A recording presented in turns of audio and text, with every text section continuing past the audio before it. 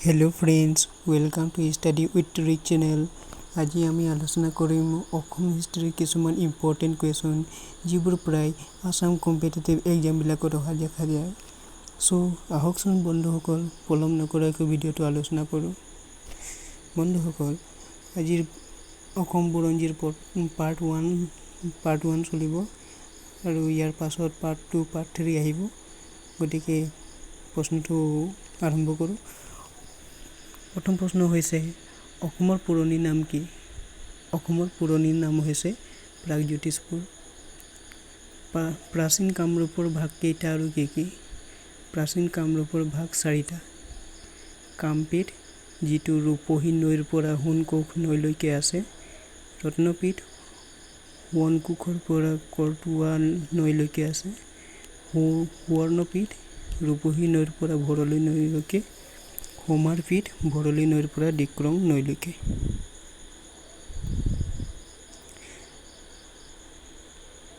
তৃতীয় প্ৰশ্নটো হৈছে প্ৰাগজ্যোতিষপুৰৰ প্ৰথম ৰজা কোন আছিল? মহিৰং দানৱ। চতুৰ্থ প্ৰশ্ন ৰজাৰ বানৰ কন্যা উষাৰ কাৰ লগত বিয়া হয়? শ্ৰীকৃষ্ণ নাতি অনিৰুদ্ধৰ লগত বিয়া হয়। 5 নম্বৰ কুৱেশ্যনটো হৈছে কোনজন ৰজাৰ শাসনকালত চীনা পৰিব্ৰাজক হিউৱেন-চাং কামৰূপলৈ আহিছিল? বৰ্মন বংশৰ অন্তিম ৰজা কুমাৰ ভাস্কৰ বৰ্মন কালত আহিছিল। 6 নম্বৰ কুৱেশ্যনটো হৈছে হৰ্ষ চৰিত্ৰ কোনে ৰচনা কৰিছিল? উত্তৰ পণ্ডিত বাণভট্টই। 7 নম্বৰ কুৱেশ্যন কুমাৰ ভাস্কৰ বৰ্মনৰ ৰাজত্বকালত নালন্দা বিশ্ববিদ্যালয়ৰ মুৰব্বী কোন আছিল? উত্তৰ হিলভদ্ৰ। 8 নম্বৰ কুৱেশ্যন হৈছে প্ৰসিদ্ধ নালন্দা বিশ্ববিদ্যালয় ক'ত অৱস্থিত? বিহাৰ ৰাজ্যত অৱস্থিত। শালস্তম্ভৰ বংশৰ অন্তিম গৰাকী ৰজা কোন আছিল? উত্তৰ ত্যাগসিংহ। পাল বংশৰ প্ৰতিষ্ঠাপক কোন আছিল? ব্ৰহ্মপাল। কোনজন ৰজাই কামৰূপৰ ৰাজধানী কমতাপুৰলৈ তুলি নিছিল? ৰজা সন্ধ্যা। 12 নম্বৰ কুৱেশ্যনটো হৈছে অসমৰ বিক্ৰমাদিত্য বুলি কাক কোৱা হয়? নৰনাৰায়ণক। কোচ ৰাজ্যৰ কোন দুটা ভাগত বিভক্ত হয়? কোচবিহাৰ আৰু কোচ ৰাজ্য। কোচ ৰাজ্য কোনে প্ৰতিষ্ঠা কৰিছিল? বিশ্বসিংহই। শুক্লধ্বজৰ আন কি নামেৰে জনাজাত? বীৰ চিলাৰায়। কোন ৰজাৰ পৃষ্ঠপোষকতাত নৱ বৈষ্ণৱ ধৰ্মৰ প্ৰচাৰ কৰা হৈছিল? উত্তৰ ৰজা নৰনাৰায়ণ। তেওঁৰ আন এটা নাম হ'ল মল্লদেৱ। তেওঁৰ পৃষ্ঠপোষকতাত এই নৱ বৈষ্ণৱ ধৰ্মৰ প্ৰচাৰ কৰা হৈছিল। সৰ্বপ্ৰথমে কিমান চনত মুছলমানসকলে কামৰূপ আক্ৰমণ কৰিছিল? 1206 চনত কৰিছিল। সৰ্বপ্ৰথমে কামৰূপ আক্ৰমণ কৰা মুছলমানৰ নাম কি আছিল? এই মুছলমান যাৰ নেতৃত্বত মুছলমানসকলে কামৰূপ আক্ৰমণ কৰিছিল সেইজনৰ নাম হ'ল বখতিয়াৰ খিলজী। মুছলমানসকলৰ দ্বিতীয়বাৰ কামৰূপ আক্ৰমণ কাৰ দ্বাৰা হৈছিল? গিয়াছুদ্দিন ইৱাজ খিলজীৰ দ্বাৰা। মুছলমানসকলৰ দ্বিতীয়বাৰ কামৰূপ আক্ৰমণ কিমান চনত হৈছিল? 1226 চনত। পৃথু বংশৰ শেষ ৰজাজনৰ নাম কি আছিল? উত্তৰ হ'ব সন্ধ্যা। হেম সৰস্বতী কোনজন ৰজাৰ শাসনকালৰ কবি আছিল? দুৰ্লভ নাৰায়ণৰ শাসনকালৰ কবি আছিল হেম সৰস্বতী। আহোমসকলে কিমান চনত অসম প্ৰৱেশ কৰে? আহোমসকলে 1228 চনত অসম প্ৰৱেশ কৰে। অসম প্ৰৱেশ কৰাৰ আগতেই এই আহোমসকলে নগা জনগোষ্ঠীৰ সৈতে যুদ্ধ কৰিবলগীয়া হৈছিল। আপোনালোকে জানে চাগে। আহোমসকলে কোন পৰ্বত পাৰ হৈ অসম প্ৰৱেশ কৰে? পাটকাই পৰ্বত। তেওঁলোক ব্ৰহ্মদেশৰ পৰা হৈ আহি আছিল পাটকাই পৰ্বত পাৰ হৈ। আহোমসকল কোন দেশৰ লোক আছিল? চিয়ান বুলি কয় আগত, বৰ্তমান চীন দেশৰ। আহোমসকলৰ প্ৰথম ৰজাজনৰ নাম কি আছিল? স্বৰ্গদেউ চুকাফা।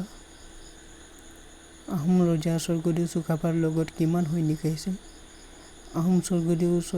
আহোম ৰজা স্বৰ্গদেউ চুকাফা যেতিয়া অসমলৈ প্ৰৱেশ কৰে তেওঁৰ লগতে প্ৰায় ৯,০০০ সৈনিক আহিছিল।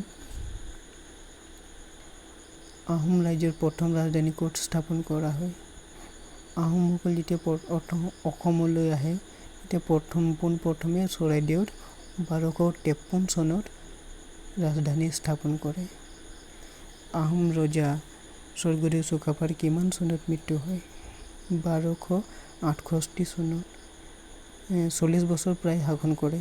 অকল তেওঁৱেই, বাকী তেওঁৰ আহোম বংশৰ বহুত ৰজা আছে। বামুণী কোঁৱৰ বুলি কোনজন ৰজাক কোৱা হয়? চুডাম্ফা ৰজাক বুলি কোৱা হয়। কোনজন ৰজাক দিহিঙীয়া ৰজা বোলা হৈছিল? হুং-মুং। কোনজন ৰজাই বৰপাত্ৰ গোহাঁইৰ নামৰ মন্ত্ৰীৰ পদ সৃষ্টি কৰিছিল? হুং-মুং। আহোম সেনাপতি ফ্ৰা-চেং বৰগোহাঁইৰ পত্নীৰ নাম কি আছিল? মৌলা গাভৰু। কোনজন ৰজাক অসমৰ নেপোলিয়ন বোলা হয়? দিহিঙীয়া ৰজাক। কোনজন ৰজাক খুৰা ৰজা বোলা হয়? চুকামফা ৰজাক। কোনজন ৰজাই বৰফুকন আৰু বৰবৰুৱা নামৰ পদ সৃষ্টি কৰিছিল? প্ৰতাপ সিংহই। কোনজন ৰজাই পছা প্ৰথাৰ প্ৰচলন কৰিছিল? প্ৰতাপ সিংহই।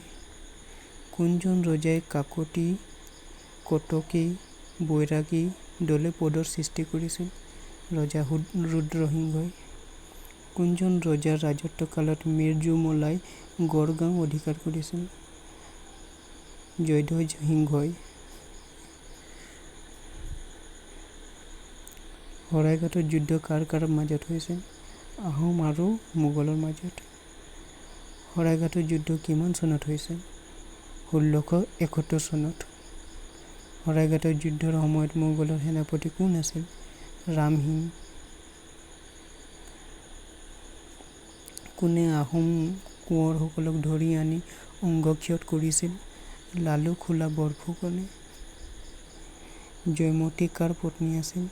গদাধৰ সিংহ। উমানন্দ মন্দিৰ কোনজন ৰজাৰ দিনত নিৰ্মাণ কৰা হয়? গদাধৰ সিংহৰ দিনত। কোনজন ৰজাই দুধৰ আলি বনাইছিল? গদাধৰ সিংহই।